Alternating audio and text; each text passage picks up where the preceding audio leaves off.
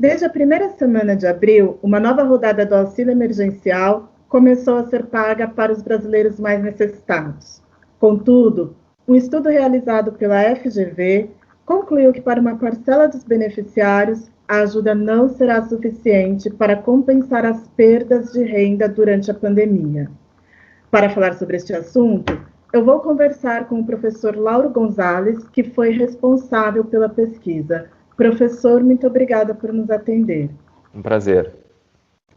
Professor, para começar, qual que é a importância do auxílio emergencial neste momento? Esse é o momento em que a segunda onda está aí, né? Há dúvidas sobre os efeitos econômicos desta segunda onda. Enfim, a exata quantificação disso está um tanto cercada de dúvidas do ponto de vista dos efeitos econômicos, mas o que nós sabemos é que essa segunda onda, do ponto de vista de casos e óbitos, ela é muito pior do que a primeira, que aconteceu lá em meados do ano passado. Então, nós temos uma situação de uma pandemia bastante ruim, uma pandemia cujos efeitos, embora haja essas dúvidas que eu mencionei, ela certamente tem efeitos negativos relevantes, e ao mesmo tempo nós temos uma vacinação que avança lentamente. Então, nesse contexto de pandemia, de segunda onda, pior do que a primeira, e de avanço aquém do esperado na vacinação, o auxílio emergencial tem uma importância fundamental. E vale dizer que essa importância fica ainda maior na medida em que no primeiro trimestre, em plena escalada da segunda onda da pandemia, não houve nenhum tipo de auxílio.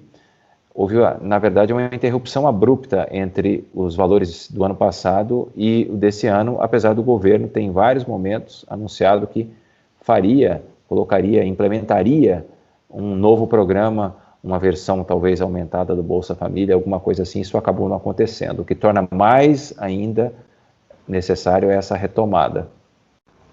No estudo vocês concluíram, né, que o auxílio ele não vai recompensar as perdas do trabalhador. Qual que seria o motivo? Seria a demora, como o senhor mesmo citou, ou seria o valor que é muito inferior ao que foi acordado no ano passado?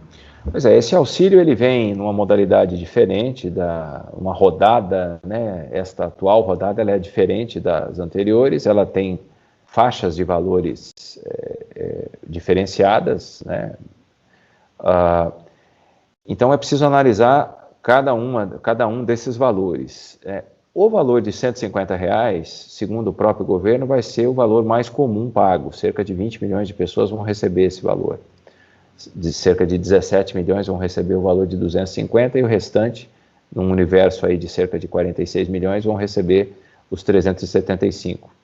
Para essas pessoas que vão receber os 150, e aí já respondendo a sua pergunta, o valor é fundamental, este montante, ele não é suficiente para mitigar, para compensar as perdas derivadas da pandemia nas nossas estimativas, para quem vai receber esses 150. Isso acontece em diversos recortes diferentes, considerando homens e mulheres de maneira geral.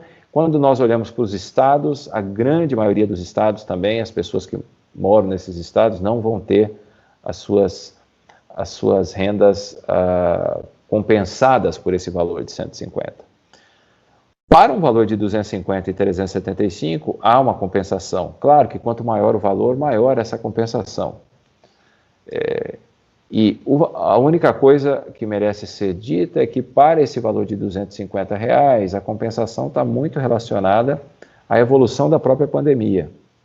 Então, se as perdas derivadas dessa segunda onda e desse momento da pandemia, se elas piorarem muito, então pode até ser que esse valor de 250 também não seja suficiente. Mas, por enquanto, o que nós podemos dizer, baseado nas nossas estimativas, é que para aqueles que vão receber 150 não vai haver essa compensação, portanto esse montante ele é insuficiente.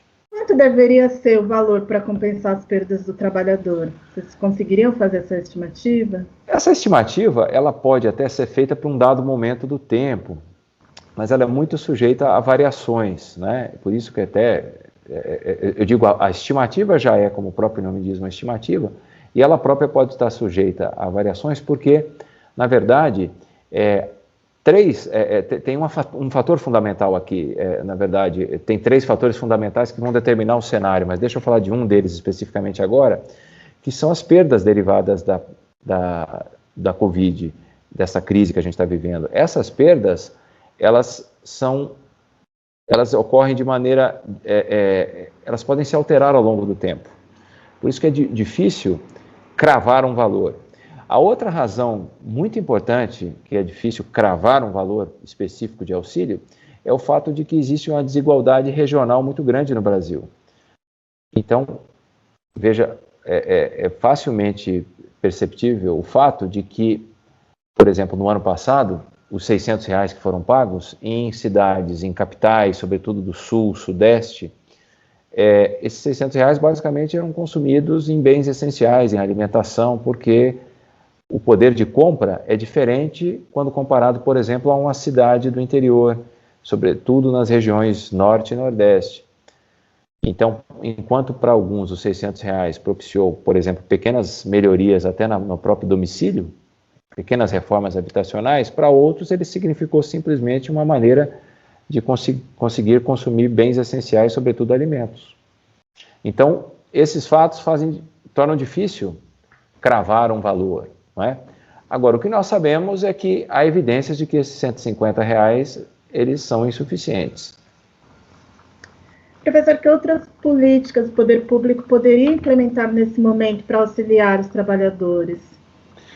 A tua pergunta é importante porque tem 3 coisas, eu retomo algo que eu estava dizendo anteriormente, 3 fatores interrelacionados que acho que vão determinar o cenário nos próximos meses. Um é a própria pandemia, a gente já falou dela, quais serão seus efeitos socioeconômicos. A outra é a vacinação, nós já falamos também, quão rapidamente nós vamos conseguir, de fato, chegar a uma imunização coletiva.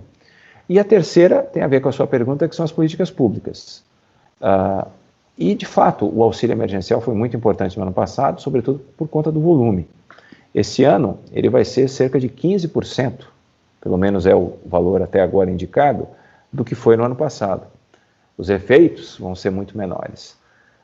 Se ele se limitar a este número, se não houver novas rodadas de auxílio, isso torna muito mais necessário outras políticas que complementem o próprio auxílio. E aí eu vou citar apenas uma, que é o acesso a crédito por parte das micro e pequenas empresas. Muito obrigada por nos atender e até a próxima. Muito obrigado, foi um prazer falar com você.